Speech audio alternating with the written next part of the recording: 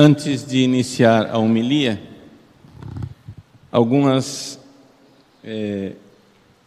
especificações com relação à questão da indulgência plenária, que nós podemos receber hoje e aplicar aos fiéis falecidos, já que a explicação que eu dei foi inexata e incompleta. Eu fui ver depois no Manual das Indulgências, que foi revisto, e a coisa é a seguinte: ficou mais fácil e mais abundante. No dia de hoje, dia 2 de novembro, pode-se receber a indulgência simplesmente com a visita em uma igreja, rezando um credo e um Pai Nosso. Isso quer dizer, não estou querendo desanimá-los de ir visitar o cemitério, vão ao cemitério, mas só o fato de ir numa igreja ou oratório e ali rezar pelos fiéis defuntos um Pai Nosso e um credo, você já recebe a indulgência plenária. A questão da visita ao cemitério, ela é mais abundante, ou seja, a indulgência plenária com a visita ao cemitério, ela se estende do dia 1º de novembro, ontem, até o dia 8 de novembro, singulis diebus, ou seja, a cada dia. Isso quer dizer que, sim, ao contrário do que eu pensava, e eu errei, né? Pelo que está escrito, singulis diebus, em latim, é a mesma coisa que quotidie, ou seja, todos os dias. Isso quer dizer que existem, sim, 8 indulgências plenárias, onde você pode ir ao cemitério no dia 1º, no dia 2, no dia 3, no dia 4, até dia 8, você tem 8 indulgências plenárias, onde você pode aplicar aos fiéis defuntos. Então, é a abundância dos tesouros da igreja que são abertas através desse nova instrução a respeito das indulgências. Então, temos aí essa oportunidade de hoje já receber a indulgência, com ou sem visita ao cemitério. Basta visitar uma igreja, e isso só vale para o dia de hoje. E aí amanhã, se alguém quiser voltar ao cemitério, depois de amanhã, no outro dia, até dia 8, receber uma indulgência a cada dia. Você chega e diz assim: padre, mas eu não tenho 8 mortos na família que eu conheça. Gente, as indulgências plenárias a gente recebe, dá uma sugestão para Deus de quem é que nós queremos que ela seja aplicada, mas no fundo, a gente deve deixar nas mãos de Deus, né? Quem é consagrado a Nossa Senhora, entrega nas mãos de Nossa Senhora com uma sugestão, a indulgência é dela. Por quê? Porque no fundo, é Nossa Senhora e Deus que sabe onde está cada uma dessas almas. Então, nada vai ficar perdido, Deus irá aproveitar para alguém que esteja necessitando. Então, se você receber 8 indulgências, não é? É evidente que isso é muito melhor para as almas, e é uma caridade imensa. Rezar pelas almas do purgatório e receber indulgência é uma caridade imensa. Agora, isso, nestes dias agora, dá perto de finados. Mas uma coisa que as pessoas não sabem, e aqui eu quero dizer, é que nós temos a possibilidade de receber indulgência plenária todos os dias do ano. Basta você fazer, por exemplo, meia hora de adoração. Se você fizer meia hora de adoração ao Santíssimo, você tem indulgência plenária. Ou então, rezar o terço, 5 mistérios, em família, junto com a sua família, não sozinho, em família, em casa. Você tem indulgência plenária todos os dias se você rezar o terço em família. Agora, é evidente que todas essas indulgências plenárias que eu estou falando aqui, não é? São também plenárias nas condições usuais. Quer dizer o seguinte: você tem que comungar. Então, por exemplo, você vai agora receber indulgência plenária nesses 8 dias que pode ir ao cemitério. Então, se são 8 indulgências plenárias, você tem que fazer 8 comunhões. Está entendendo? Então, você tem que comungar, rezar pelo Papa a cada vez, comungar a cada vez, e a confissão, aí não. Uma confissão serve para várias indulgências plenárias. Basta que você se confesse uma vez e você pode receber várias indulgências plenárias com a confissão. Ok? A indulgência plenária, essa diária, que a gente pode receber o ano inteiro, você aplica para o que você quiser. Ou seja, ou é para você, ou é para as almas do purgatório. São as duas alternativas. Ou você, ou as almas do purgatório. Mas desses dias agora, de 1 a 8 de novembro, da visita no cemitério, são aplicáveis somente para as almas do purgatório, e não para você. Ok? É a igreja que quer que nós rezemos pelas almas do purgatório. Bom, expliquei na prática, então, como que se faz com as indulgências.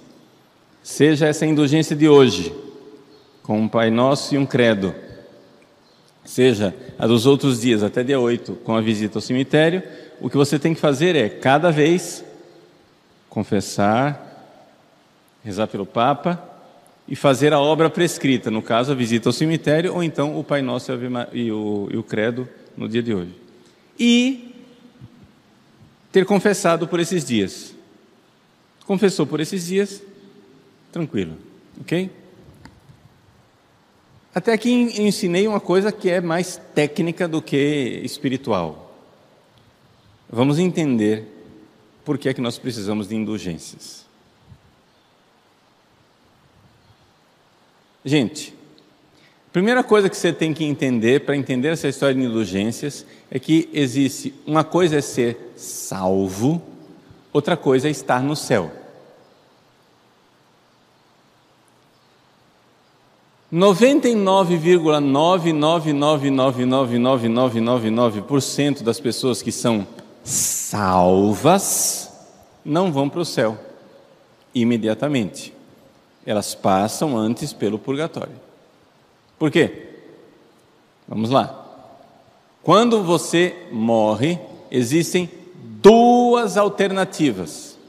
Alternativa número 1, você morre e vai para o inferno, e o inferno é para sempre, e você está perdido para sempre, e não adianta rezar pelas almas que estão no inferno. Ponto. Elas de lá não sairão. Pode rezar quanto quiser. Tempo perdido. Essa é a alternativa número 1. A alternativa número 2, a pessoa está salva. E quem está salvo para sempre. Não tem perigo nenhum de cair no inferno. Quem está salvo para sempre. Problema: está salvo, mas não está pronto para entrar no céu, porque ainda tem que se purificar. E quem é que morre e vai direto para o céu? Os grandes santos. Como nós não somos grandes santos, você já está entendendo para onde você vai, né? Evidente. Se você receber a grande misericórdia de Deus de morrer e ser salvo, nosso destino é o purgatório. A não ser que você receba uma indulgência plenária. Por quê? A pessoa que recebe a indulgência plenária, ela então se livra do purgatório. Padre, mas o purgatório é tão ruim assim? Bom, Vou explicar isso porque eu quero realmente colocar no coração de vocês a grande caridade que é rezar pelas almas do purgatório. Se você, andando pela rua, encontrasse uma pessoa, sei lá, com câncer, sofrendo dores atrozes, e você tivesse um analgésico, aquela pessoa lá, assim, sofrendo dores terríveis, violentas, e você tem um analgésico na mão, e você pode dar o analgésico a ela, mas você olha para a pessoa sofrendo ali e diz: não vou dar analgésico coisa nenhuma, isso daí é uma bobagem medieval. Você vou usar uma palavrinha amena,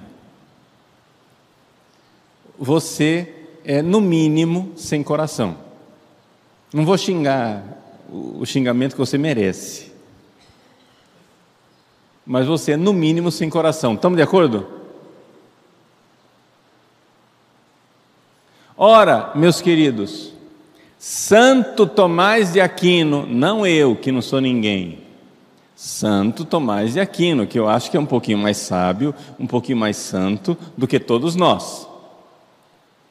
Santo Tomás de Aquino diz o seguinte: o maior sofrimento que um ser humano já sofreu aqui neste mundo, e jamais ninguém poderá sofrer mais do que ele, foi o sofrimento de Cristo na cruz. Você vai dizer assim: mas padre, eu andei lendo num livro que existem umas torturas chinesas que são piores do que a cruz.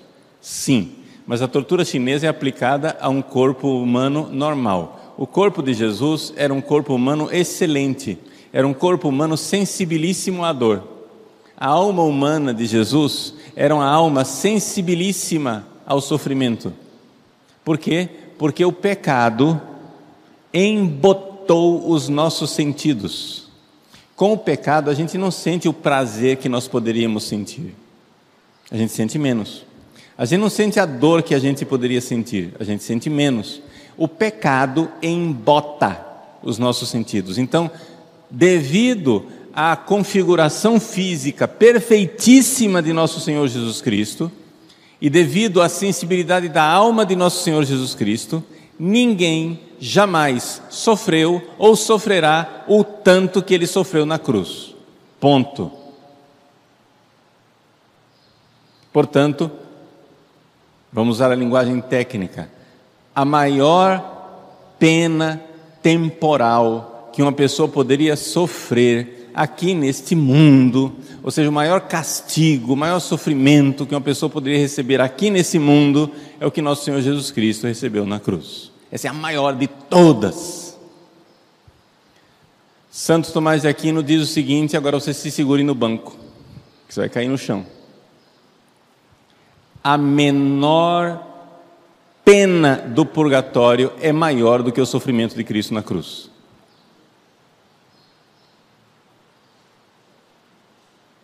O mínimo que você vai sofrer no purgatório é mais do que o que Cristo sofreu na cruz.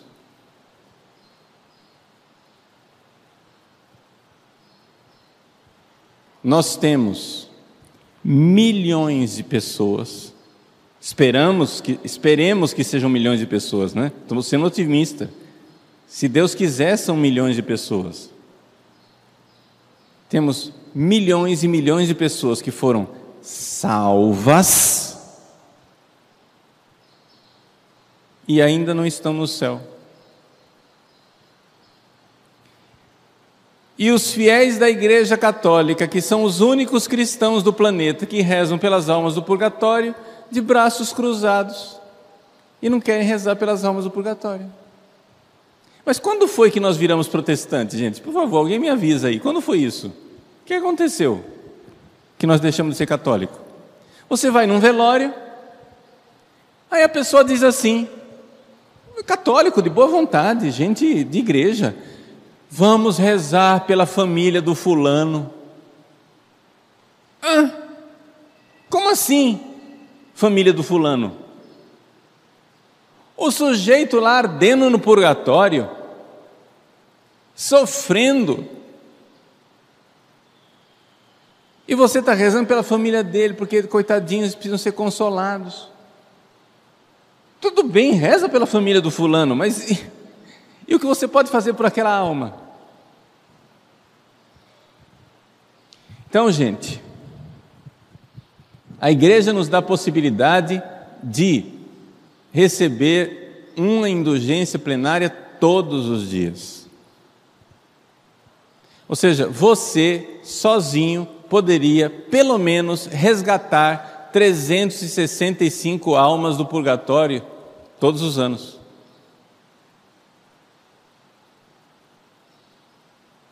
Mas nós temos mais o que fazer da vida, né? Você tem um analgésico na mão, a pessoa está sofrendo uma pena atroz, e você prefere acreditar nos teólogos modernos que dizem: o purgatório é uma invenção medieval, é uma tese teológica inventada na Idade Média, mas não faz parte dos dogmas da Igreja Católica. Meu irmão, faz parte dos dogmas. O Concílio de Trento o atesta com toda clareza, infalivelmente, e quem não acreditar nisso, anátema sit, ou seja, está excomungado. Portanto, o purgatório faz parte, sim, dos dogmas da Igreja Católica. E a realidade das indulgências faz parte, sim, dos dogmas da Igreja Católica. E se você não acredita nisso, tem algum problema com a sua fé católica. Porque talvez você não seja católico.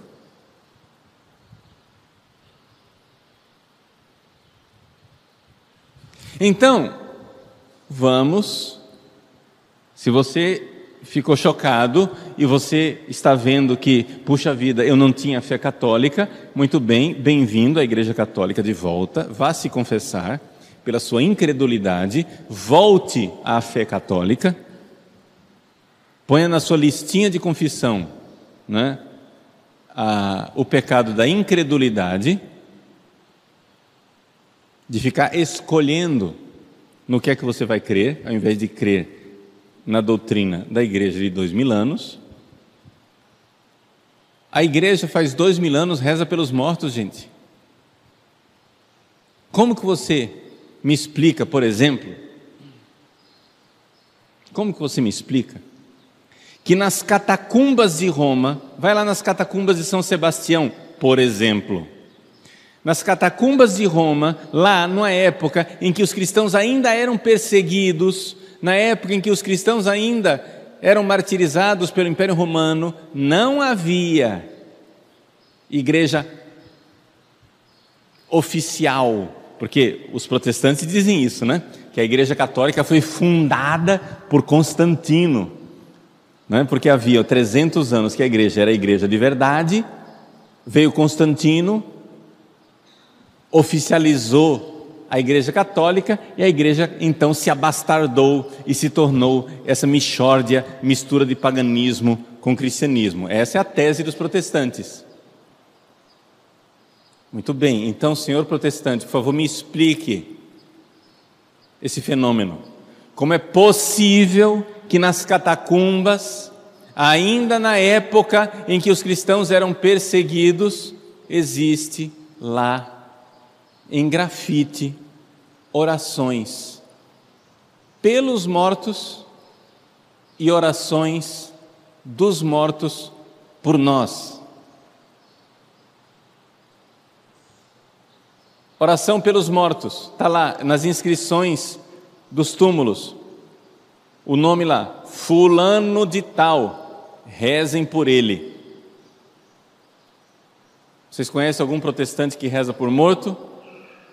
Então isso quer dizer que aquelas pessoas que são martirizadas ali e que foram sepultadas 300 anos antes de Constantino e estão nas catacumbas, aquelas pessoas não tinham a mesma fé dos protestantes, tinham a mesma fé que nós temos, católicos.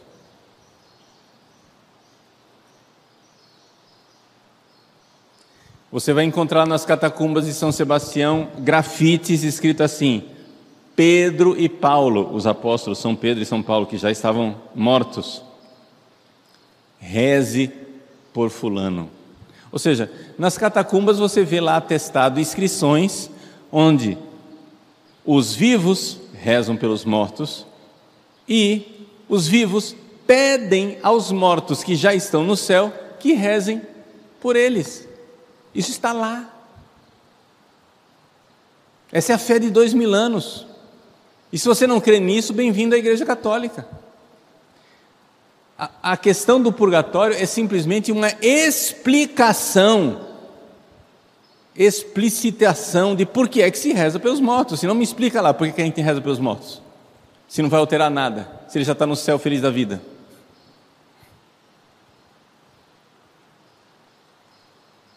Então, bem-vindos à fé de 2000 anos. Vamos voltar, por favor, a rezar pelos mortos e a receber indulgências plenárias, se possível, todos os dias. Se você não tem 365 mortos na sua lista, não tem problema. Você entrega na mão de Nossa Senhora, ela sabe quem está precisando.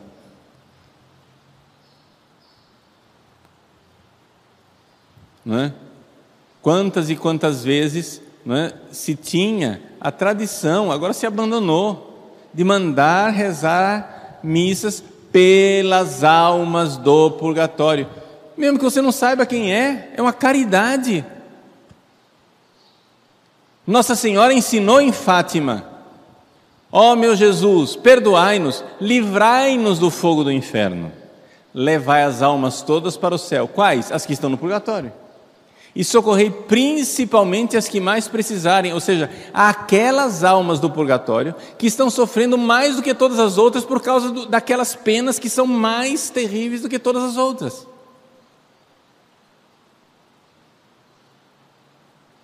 Essa é a fé católica. Mas nós vamos crer ou não vamos crer?